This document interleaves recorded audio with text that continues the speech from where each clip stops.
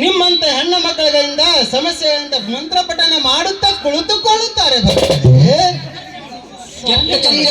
ಹಾಗಾದ್ರೆ ಆ ಮಲಕೊಂಡ ಸ್ವಾಮಿಗಳ ದರ್ಶನ ನಮಗೆ ಸಿಗಬಹುದು. ರಾತ್ರಿ ಹೊತ್ತಲ್ಲೂ ಮಾತ್ರ ಭಕ್ತಳೆ, ಅದು ಸರಿಯಾಗಿ 12 ಗಂಟೆಗೆ ಮಾತ್ರ ಭಕ್ತಳೆ. ಎಲ್ಲರೂ ಮಲಗಿರುವಾಗ ಅವರು ಎದ್ದಿರುತ್ತಾರೆ ಭಕ್ತಳೆ. ಹಾಗಾದ್ರೆ ಮಧ್ಯರಾತ್ರಿ 3 ಗಂಟೆಗೆ ಗುರುಗಳೇ, ರಾತ್ರಿ 12 ಗಂಟೆ ಆದ್ರೂ ಸರಿ, 1 ಗಂಟೆ ಆದ್ರೂ ಸರಿ, ಎಷ್ಟು ಗಂಟೆ ಆದ್ರೂ ಸರಿ, ನಾನು ನಿಮ್ಮ ಗುರುಗಳನ್ನು ನೋಡ್ಬೇಕು ಸ್ವಾಮಿ.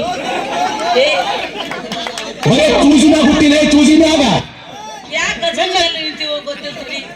ನಿನ್ನ ಕಲ್ಯಾಣ ಕಾರ್ಯದಲ್ಲಿ ಸ್ವಲ್ಪ ತೊಂದರೆ ಇದೆ. ನಿನ್ನ ಮಕ್ಕಳು ಆಡೋದು ಸಾಧ್ಯತೆ ತುಂಬಾ ಕಡಿಮೆ.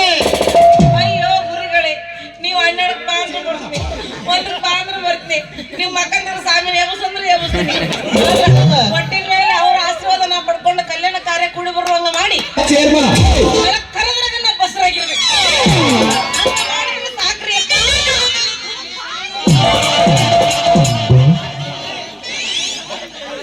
ಸದಾ ಕಾಸು ಪೀಸು ಎರಡೂ ಓಕೆ. ಅಜ್ಜರ ಎಲ್ಲಿ ನೋಡಕತ್ತೀರಿ ನೀವು? ನಮ್ಮ ಗುರುಗಳನ್ನು ಭಕ್ತಳೆ. ಹಾಗಾದ್ರೆ ನಿಮ್ಮ ಗುರುಗಳು ತಳಗಿರುವರೆ? ಹೌದು. ಹಾಗಾಗ ನನ್ನ ಸ್ವಲ್ಪ ನಮ್ಮ ಕರೆಗೆ ಹೋಗಟ್ಟು ಅಲಿಸುತ್ತಾರೆ ಭಕ್ತಳೆ.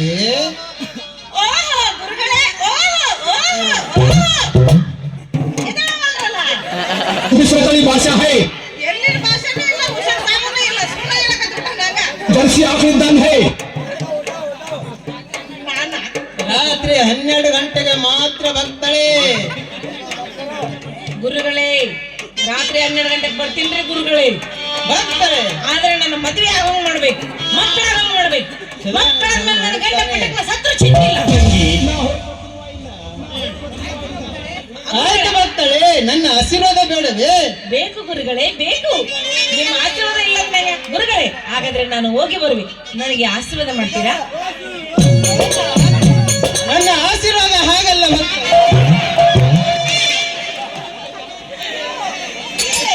ಏನಿದು ಆಶೀರ್ವಾದ ಮಾಡೋದ್ರಲ್ಲಿ ತೆಕ್ಕಿ ಬಿಡಕ್ಕೆ ಬರ್ತೀರಲ್ರಿ? ಅಯ್ಯೋ, ಹಂಗೆಲ್ಲ ಮಾಡ್ಬೇಡಿ. ಬೆಳಕು ಮುಂದೆ ನಾನು ಮನೆ ಮಳೆಗೆ ಒಂದನ ಮುನಿ ಗುರುಗಳೇ, ಮನೆ ಗುಳು ಗುಳು ಗುಳು ಗುಳು ಅಂತೈತಿ ಭಕ್ತಳೆ. ನಾ ಹೇಳಿದೆ ತಗೋಬೇಡ್ರ ಅಂದ್ರೆ ತಗೋತೀವಿ. ಇವನು ಬಸ್ ಯಾಕೆ ಬಂದ? ಹೇ ಹರಿ ರಾಮ ಕೃಷ್ಣ ಜಗನ್ನಾಥ